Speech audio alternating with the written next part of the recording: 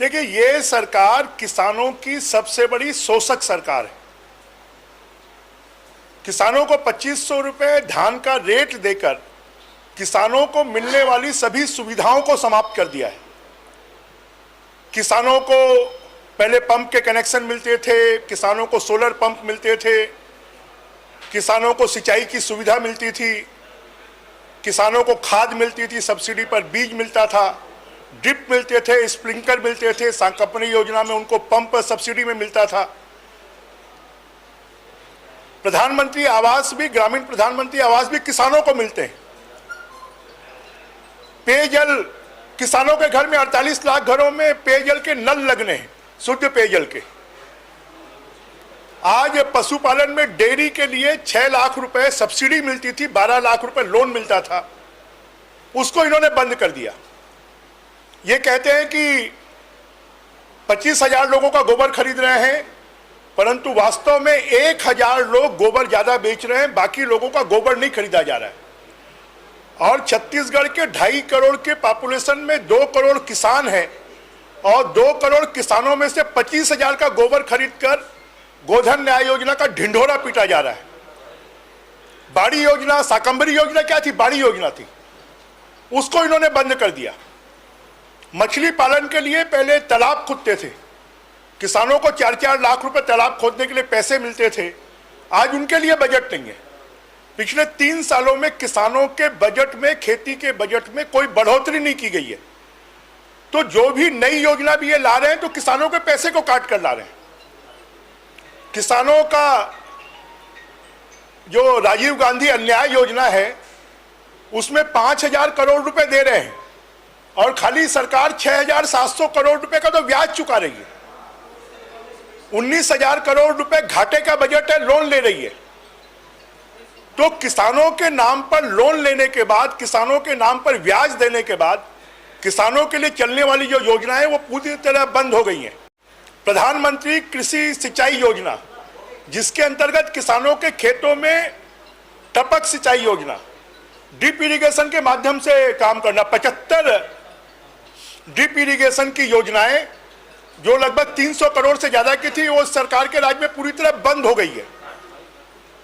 मंडी tax जो 1-1.5%, 2% लगता था, उसको बढ़ाकर इन्होंने 5% कर दिया है। तो खाली ये जो सरकार है वो किसानों का शोषण करने वाली सरकार है। मछली पालन के क्षेत्र में छत्तीसगढ़ पहले देश में 3रे नंबर पर आता था, आज वो 7वें नंबर पर आ गया। जिस बोध घाट परियोजना की ये बात कर रहे हैं उसका डीपीआर तक नहीं बना। इस सदन में खड़े होकर बड़ी बड़ी बात कर रहे थे।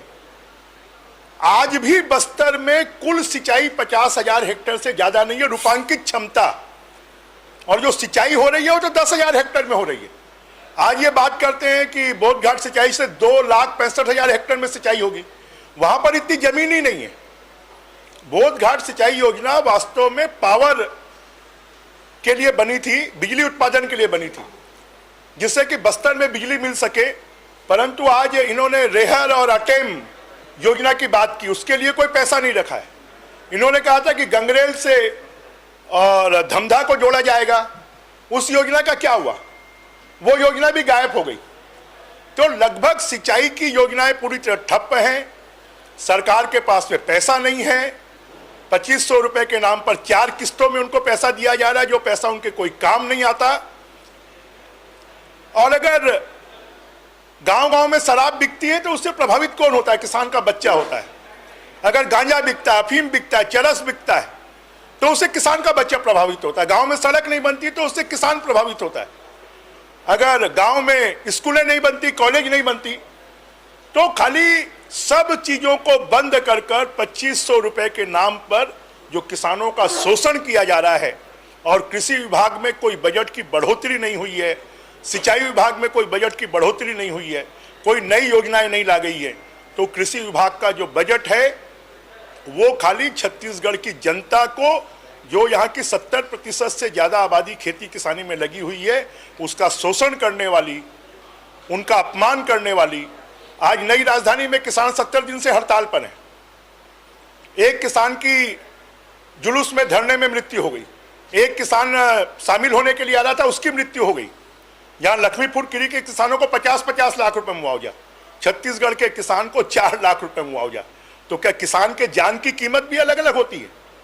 और इसलिए ये किसान कह रहे हैं, परंतु देश की जनता देख रही है कि कांग्रेस पार्टी, हम तो इस बात के हामी हैं कि अगर लोकतंत्र को मजबूत करना है तो विपक्ष मजबूत होना चाहिए, परंतु अपने ही क्रियाकलापों से, अपने ही कारणों से ये पार्टी रसातल में जा रही है। ये पार्टी मृत्युशैया पर पहुंच रही है। इस पार्टी को आईसीयू की जरूरत है, ऑक्सीजन की जरूरत है। हम तो चाहेंगे कि ये पार्टी स्वस्थ हो, मस्त हो, प्रसन्न हो, और ये पार्टी अब एक परिवार के नेतृत्व से निकलकर इस देश के वरिष्ठ नेता उसका नेतृत्व करें, तो मुझे लगता है कि ये पार्टी बच पाएगी। अन्यथा जो शीला दीक्षित के बेटे ने कहा है वो सही कहा है, गलत नहीं कहा है। शून्यकाल में कि छत्तीसगढ़ में, रायपुर में, जो छत्तीसगढ़ की राजधानी है, वहां का 150 साल पुराना बाजार गोल बाजार है। अब सरकार ने 1 रुपए में नगर निगम को जमीन दी है और उसमें यह शर्त है कि इससे कोई व्यावसायिक उपयोग इस जमीन का नहीं करेंगे। आज वहां के लोगों से 10,000 रुपए स्क्वायर मीटर जमीन की कीमत, 1,000 रुपए स्क्वायर फीट निर्माण की कीमत, और साथ में यूजर चार्ज इंदौर में कम है, भोपाल में कम है, दिल्ली में कम है, बंबई में कम है। देश के कोई भी स्मार्ट सिटी में जो यूजर चार्ज है वो रायपुर से कम है। तो ये सरकार खाली सब लोगों का शोषण करना, उनके ऊपर में आर्थिक बोझ डालना और पैसा कमाना और समझौता कर कर अपना जेब भरना, ये खाली इस सरकार का काम हो गया है। तो गोल बाजार का जो सबसे पुराना बाजार है, वहाँ के व्यापारियों के, वहाँ पे छोटे छोटे दिया बेचने वाले कुम्हार बैठते हैं, वहाँ पर चाकू छुरी में धार करने वाले लोग बैठते हैं, वहाँ पर जो हमारे पूजा पाठ के सामान मिलते हैं वो लोग बैठते हैं। लोगों की 100-100 फीट की दुकानें हैं और 100 फीट की दुकान का 10 लाख रुपए तो उसको खरीदने के लिए, और उसके बाद में 100 फीट की दुकान का 1 लाख रुपए उसके निर्माण का खर्चा, विकास का खर्चा। तो इस प्रकार से गरीब आदमी जो छोटे छोटे व्यवसाय करते हैं वो इतना पैसा कहां से लाएंगे? मैंने इसके बारे में ध्यानाकर्षण लगाया है, मैंने इस बात का आग्रह किया कि इसके ऊपर भी सदन में चर्चा कराई जाए।